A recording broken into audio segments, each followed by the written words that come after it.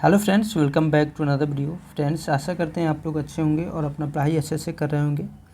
Friends, इस video में हम लोग डिस्कस करने वाले हैं भारत के कुछ ऐतिहासिक लड़ाइयों के बारे में, जो आपकी परीक्षा की दृष्टि से बहुत ही महत्वपूर्ण रहने वाला है। तो आइए शुरू करते हैं इस वीडियो को और जानते हैं महत्वपूर्ण फैक्ट्स को। देखिए, तराइन का प्रथम युद्ध 1191 ईस्वी में हुआ था, पृथ्वीराज चौहान और मोहम्मद गोरी के बीच में। ठीक है, और इस युद्ध में पृथ्वीराज चौहान ने मोहम्मद गोरी को पराजित किया और पराजित करके इसको छोड़ दिया, जिसका कारण क्या है कि तराइन का द्वितीय युद्ध हुआ। और 1192 ईस्वी में क्या हुआ कि मोहम्मद गोरी ने पृथ्वीराज चौहान को हराया और इसे भारत से अफ़गानिस्तान ले गया और वहाँ बंदी बनाकर रखा था। ठीक है, चंदावर का युद्ध हुआ 1194 ईस्वी में, और इस युद्ध में मोहम्मद गोरी ने जयचंद को हराया था। पानीपत की पहली लड़ाई 1526 ईस्वी में हुई थी। बाबर ने इस युद्ध में इब्राहिम लोदी को पराजित किया। इब्राहिम लोदी दिल्ली सल्तनत का जो लोदी वंश है उसका अंतिम शासक था, और इस युद्ध में बाबर ने इसे पराजित करके मुगल वंश की स्थापना की थी। खानवा का युद्ध हुआ 1527 में, बाबर ने राणा संगा को हराया। चंदेरी का युद्ध हुआ 1528 में, इस युद्ध में बाबर ने मेदिनी राय को पराजित किया था। और घाघरा का युद्ध हुआ था 1529 ईस्वी में, बाबर ने इसमें अफगानों को हराया था। तो क्रम से 1526, 1527, 28, 29, यहाँ 4 युद्ध बहुत ही इंपॉर्टेंट है, बाबर से संबंधित है। पहला पानीपत का लड़ाई, पहले लड़ाई, उसके बाद खानवा का युद्ध, फिर चंदेरी का युद्ध, फिर घाघरा का युद्ध। ठीक है, और इसमें चारों युद्ध में बाबर विजयी रहा था। उसके बाद है चौसा का युद्ध 1539 ईस्वी में, शेर शाह ने हुमायूं को हराया। इस युद्ध में क्या हुआ, शेर शाह ने हुमायूं को हराया। शेर शाह का जो शासन था उस समय सूर्यवंश का शासक था, बिहार में इसका शासन था, और इसने हुमायूं को हराया। और फिर से इसने कनौज के युद्ध में 1540 में शेर शाह ने हुमायूं को पराजित किया और इसे दिल्ली से भगा दिया, और दिल्ली गद्दी पर कौन बैठ गया, शेर शाह बैठ गया।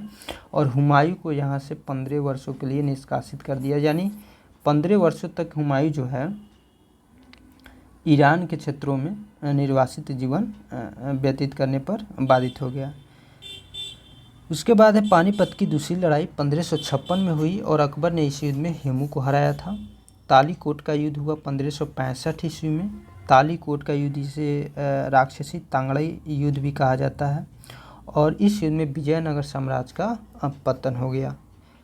हल्दी घाटी का युद्ध हुआ था 1576 ईस्वी में, और अकबर ने इस युद्ध में महाराणा प्रताप को हराया था। प्लासी का युद्ध हुआ 1757 ईस्वी में, यह लड़ाई हुआ था प्लासी का युद्ध। अंग्रेजों ने इस युद्ध में सिराजुद्दौला को हराया था। सिराजुद्दौला उसमें बंगाल का शासक था, और अंग्रेजों ने इसे छल से, इसका सेनापति उस समय मीर जाफर था, उसे छल से अंग्रेजों ने अपने वश में कर लिया था, यानी कि शासक बनाने का लालच दे दिया, जिसके कारण जो मीर जाफर था अंग्रेज़ों के पक्ष में अपना हथियार डाल दिया, जिसके फलस्वरूप सिराजुद्दौला मारा गया। उसके बाद प्लासी के युद्ध के बाद मीर जाफर को अंग्रेज़ों ने बंगाल का शासक बनाया। वांडीवास का युद्ध हुआ था 1760 ईस्वी में, फ्रांसीसियों की इसमें पराजय हुई। 1760 में अंग्रेज़ों और फ्रांसीसियों के बीच यह युद्ध हुआ था, और इस युद्ध में फ्रांसीसियों की हार हुई थी। पानीपत की तीसरी लड़ाई हुई थी 1761 ईस्वी में, और अहमद शाह अब्दाली ने मराठों को इस युद्ध में पराजित किया। बक्सर का युद्ध हुआ 1764 में, और इस युद्ध में अंग्रेज़ों ने मीर कासिम को हराया था।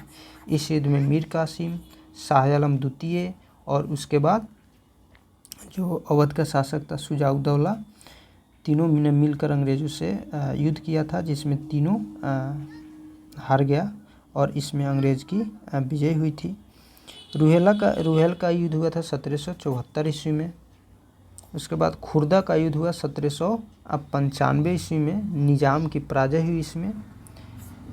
प्रथम स्वतंत्रता संग्राम 1857 में हुआ था। भारत चीन युद्ध हुआ 1962 में। प्रथम भारत पाक यानी भारत और पाकिस्तान का युद्ध 1965 ईस्वी में हुआ था, और द्वितीय भारत पाकिस्तान युद्ध 1971 ईस्वी में हुआ, और इसी युद्ध के बाद अलग से एक पाकिस्तान देश बना था।